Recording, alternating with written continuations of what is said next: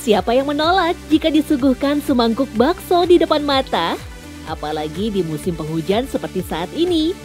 Ya, godaan hidangan berkuah hangat dan bola daging yang gurih ini memang susah ditolak kehadirannya. Disukai oleh hampir semua kalangan, sangat mudah bagi kita untuk menemukan pedagang bakso. Tetapi jika menyebut bakso, tentu sebagian besar dari kita akan merujuk dua jenis bakso paling populer di seantero negeri. Bakso Wonogiri atau Solo dan juga bakso Malang. Apa sebenarnya yang menjadikan dua hidangan serupa itu menjadi istimewa? Lebih suka bakso Solo sih, karena kayak lebih beragam aja macamnya, ada bakso urat, bakso telur dan lain-lainnya gitu. Suka bakso Solo sih. Kenapa? Karena lebih sering makan bakso Solo daripada bakso Malang. Konon berasal dari daerah Girimarto, kepopuleran bakso yang satu ini mencuat seiring banyaknya warga Wonogiri yang merantau dan berjualan bakso di ibu kota.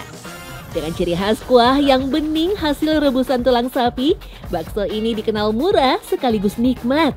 Tetapi ada lagi yang menjadi salah satu menu wajib di bakso Wonogiri atau juga sering disebut sebagai bakso Solo karena daerahnya yang memang sangat dekat. Ya, bakso urat. Dengan tekstur sedikit kasar, bakso urat sendiri banyak digemari karena memiliki sensasi tersendiri. Tak sekedar mengunyah daging yang lembut dan kenyal, bakso urat memberikan kesan mengunyah bola daging giling hanya saja dengan komposisi yang lebih padat. Meski jenis bakso urat sudah banyak dimodifikasi di berbagai daerah, banyak yang menganggap bahwa bakso dengan campuran urat cincang ini bermula dari kreativitas penjual dari Solo maupun Wonogiri. Namanya orang berdagang memikirkan adalah volume. Ketika ditambah urat, volumenya menjadi lebih lagi gitu. Nah akhirnya dipakai bakso uratnya untuk menambahkan volume. Yang nggak taunya ketika dicoba, wah rasanya enak juga ya karena ada kenyal-kenyalnya.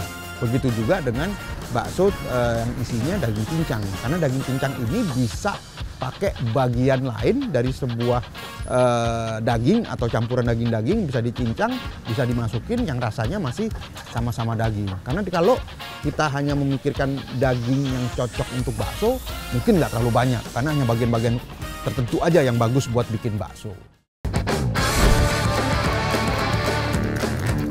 Sajian bakso yang memakai isian pun semakin berkembang. Dari yang memakai telur rebus, daging cincang, sampai racikan bumbu cabai bagi para penggila rasa pedas. Demikian juga dengan bakso beranak, bakso besar yang diisi dengan beberapa butir bakso kecil. Semua demi memuaskan para penikmat bakso.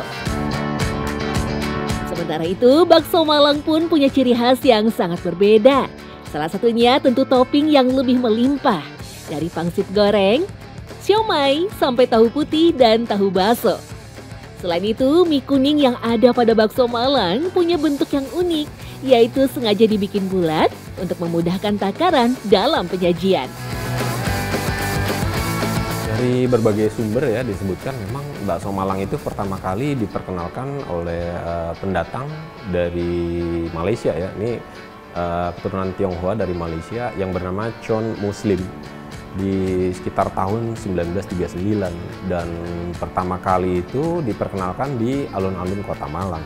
Dan kenapa gorengan itu bisa dibilang identik ya dengan bakso Malang, karena selera atau kesukaan yang bisa dibilang cukup tinggi ya terhadap gorengan. Sensasi renyahnya gorengan ini diminati hampir segala usia. Tapi perlu kita perhatikan ya, kalau bakwan di Malang ini berbeda dengan bakwan yang mungkin sering kita temukan ya. Jadi bakwan yang kudapan gitu, bakwan yang tebal, biasanya kita temukan tuh bakwan sayur dan bakwan udang. Uniknya, pangsit goreng yang tercipta pada abad ketiga di Tiongkok, awalnya adalah hidangan yang dibuat untuk kebutuhan kesehatan. Sejarah bahkan menyebut pencipta pangsit adalah seorang tabib yang membuat sup lengkap dengan pangsit berisi rempah dan daging kambing. Kala itu, hidangan yang mirip dengan bunga mawar ini digunakan sebagai obat bagi orang miskin yang kedinginan di pinggir sungai Baihei, Provinsi Henan, Cina Tengah. Sejak saat itu, pangsit menjadi hidangan yang identik dengan rakyat jelata.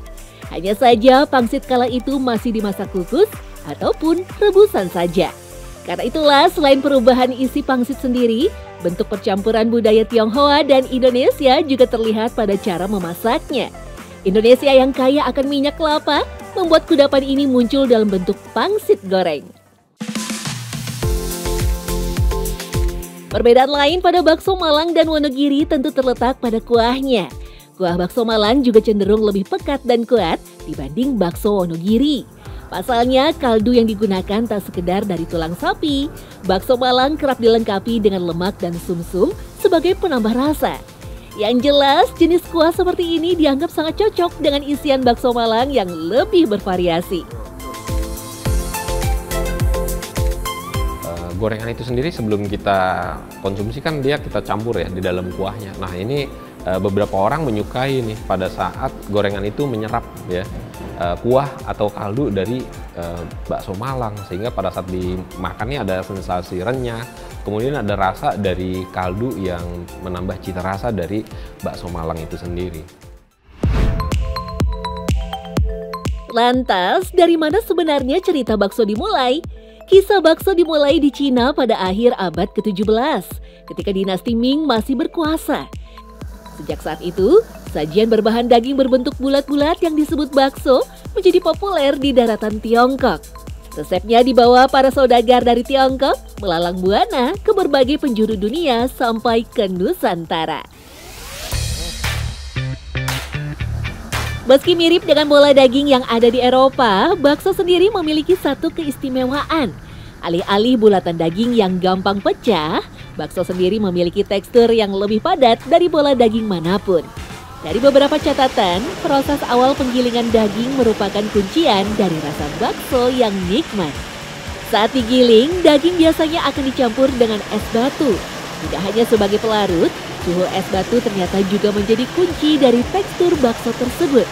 Adonan yang dicampur es batu akan lebih elastis, terasa kenyal sekaligus padat saat digigit.